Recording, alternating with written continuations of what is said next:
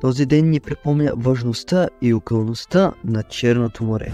Но какво се е случило и защо го празнуваме? На 31 октомври 1996 година, подписването на протокола за опазването на Черно море, светът се обедини за да защити този бисер на природата. Протоколът цели опазването на околната среда и биоразнообразието на Черно море и насърчава сътрудничеството между областите около него. Защо празнуваме Деня на Черно море? Празнуваме го, за да подчертаем важността на това море за нашия регион и света като цяло. Черното море е източник на живот и здраве за много хора и място за непресечна природна красота.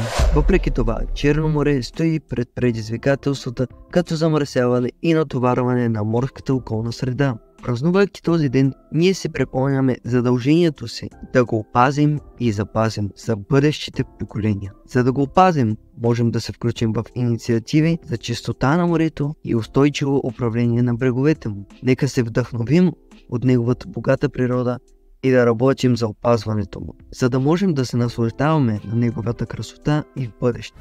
Денят на Черно море ни напомня, че природата заслужава нашата грижа и уважение и че съвместните ни действия са ключът към запазването на този уникален ресурс, който ни дарява с магия и вдъхновение всеки вълнен обрат.